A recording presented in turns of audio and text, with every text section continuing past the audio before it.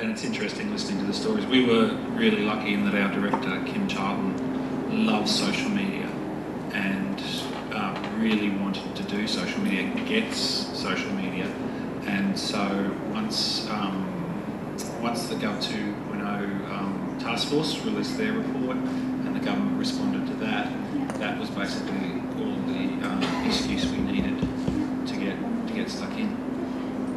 So that's what got you over the line then. Do you think you would have got there without a situation like this? It would have been very difficult to convince the senior executives, I believe, without some really substantial messages from the government that they want you to do this sort of thing, they want you to experiment with this sort of thing and see what happens. And we very much took that very literally and jumped in.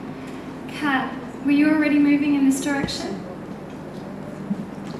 Yeah, we were already moving in this direction. We had plans laid in place from the end of last year towards this direction. We have a very supportive environment, like I said, just low on capacity, but we're definitely progressing further and further each day. So, yeah.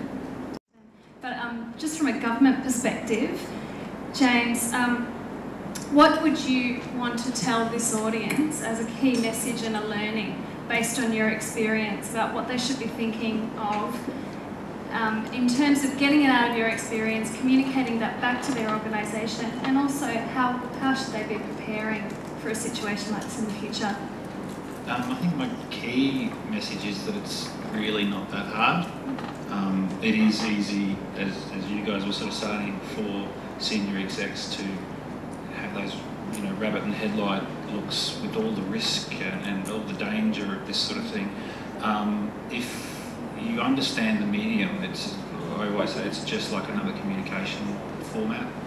There are risks in sending emails, there are risks in speaking at conferences. You can, in any of those formats, you can do and say inappropriate things. It's just a communication skill that you learn in time, and it's just not that scary. Can I make a response to that as well?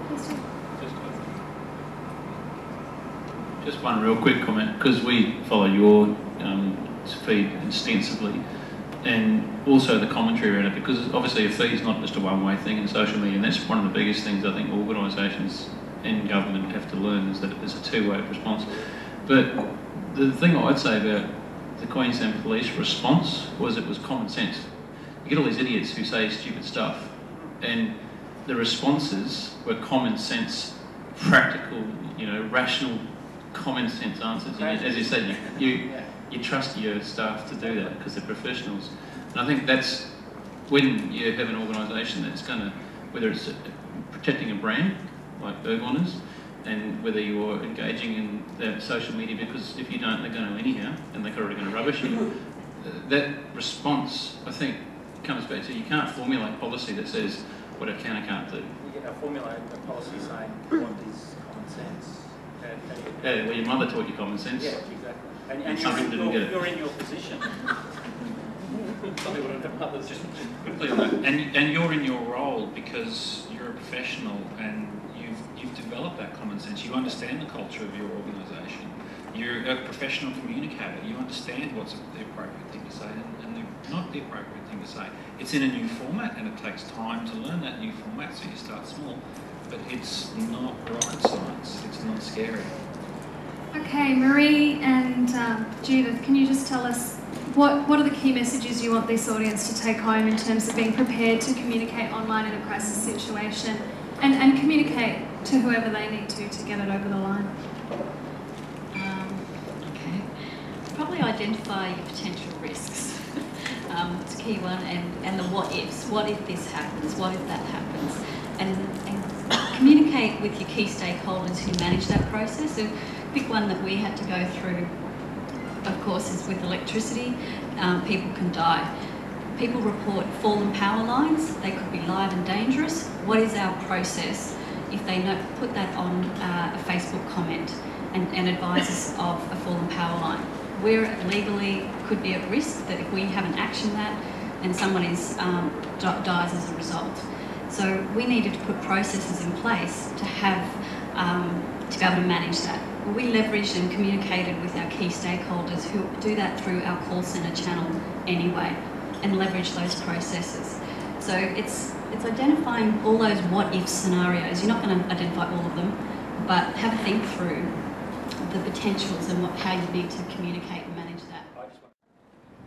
That's the amazing thing about the social media is simply the instantaneous feedback that is available on your brand, on the way you promote yourself, on the stupid people in your organisation say things they shouldn't, if that happens. So what we've learnt, we learned a couple of really key things, I suppose. First of all, that a viral process can occur using social media to engage with volunteers' enthusiasm at the time of a crisis. That's how our site was put together. There was about 1,600 man-hours over a week, all volunteer time, and that was just for people we'd never even met before.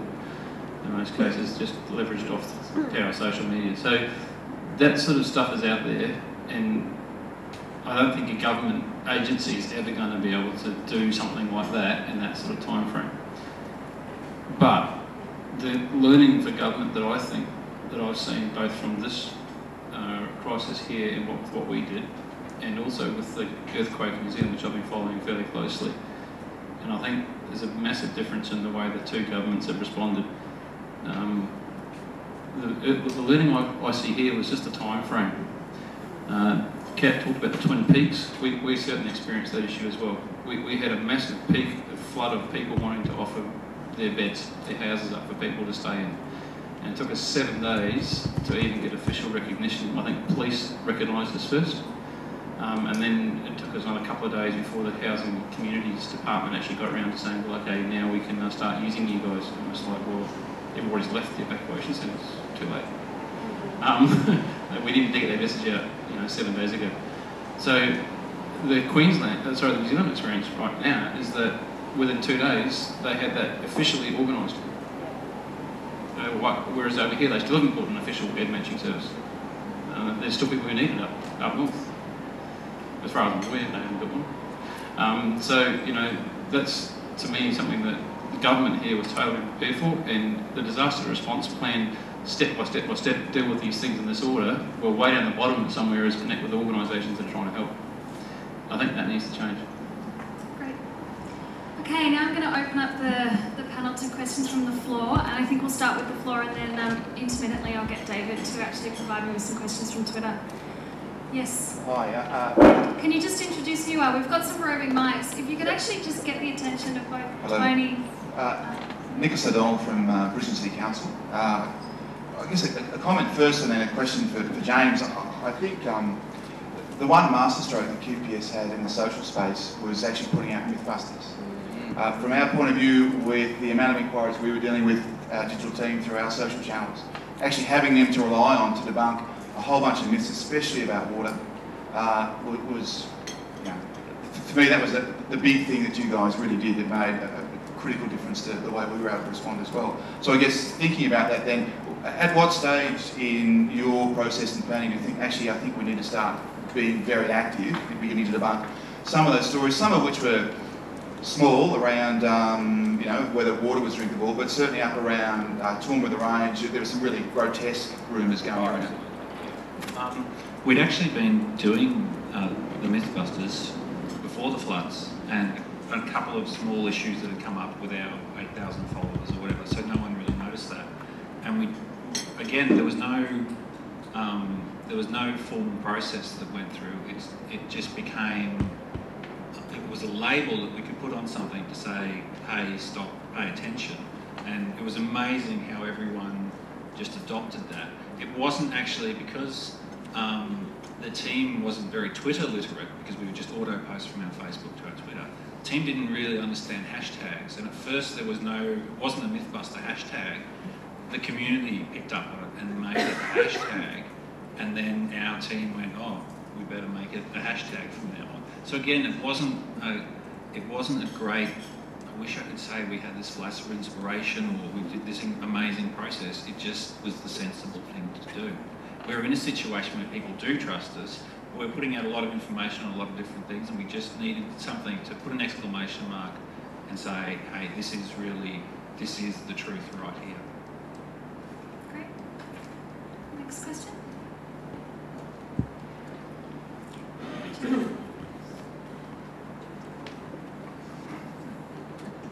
Unfortunately, we're one mic down now, so it's going to be a bit slower.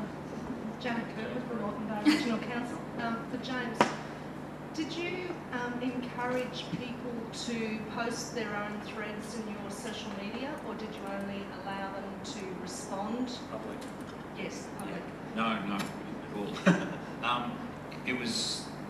We see it as too much of a, it's a public information channel, and we had a fire hose of information, and it's too cluttered if people come in with their own stories, so we need to stick to our stories and try and restrict people when they comment to those stories, because it just loses too much focus otherwise. It becomes, and the classic thing is it just becomes a big political debate. Everyone turns everything into politics.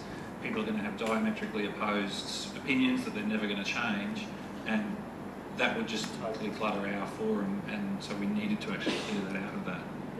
I noticed this week I was watching one of the threads in relation to a truck crash, and there was about 150 responses to that one thread you put out.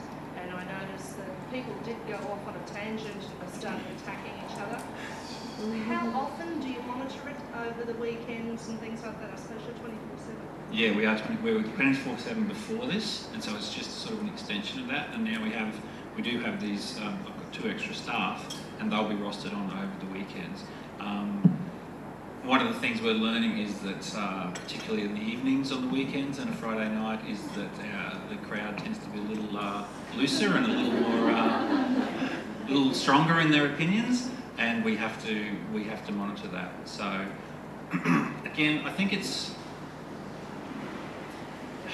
I don't know the value in some ways of looking at everything that's going on with us, because I don't think it's realistic that a lot of agencies will have, particularly for many years, the sort of numbers that we have. We've had these extraordinary events that were long-playing events that people had so much notice of. For people, so in those stages before they knew the flood was going to hit, say, Brisbane, they were looking for information then, so our numbers are incredible on those days, that the community grew so quickly. But I don't think a lot of agencies are going to be in those sort of situations. And I think that if you're not posting a lot of content and it's a small community, then there's not the expectation that you're going to be there monitoring it 24/7. And I know certainly Ergon would say, we're signing off tonight and we'll be back again in the morning. And that's completely acceptable. If someone did post something inappropriate or something like that, the community would understand that they'll be back on in the morning and take it down, and there's no problem with that. People understand that people will say silly things sometimes, and it's not representing your organisation. Does anybody else on the panel want to comment on that? 24-hour moderation and how to handle comments from the public? Yeah, I will just say that even though we often said, say, at 8 p.m. we're signing off tonight, back tomorrow, most of the time we couldn't help ourselves and we kept an eye on it until we went to bed anyway, and then, wake up at 6, I'll just have a quick look and see what's happening, just to make sure. So, yeah, you really get addicted to it for a while there. In terms of moderation, yes, you have to keep an eye out for inappropriate language and certain other things. Certainly you don't want a discussion going way off topic, but you've also got to be careful not to over-moderate. You have to ensure that you're not seen to be just trying to block out criticism or defend against negative comments. You've got to just let the dialogue play out a lot of the time. And explain your reasons why you're moderating the way you are. Yeah, exactly right. And have all that information in your info section where you've been very clear what the purpose of the site is, what behaviour is expected, and all that sort of stuff. So, yeah, you just let the dialogue play out and people take care of each other.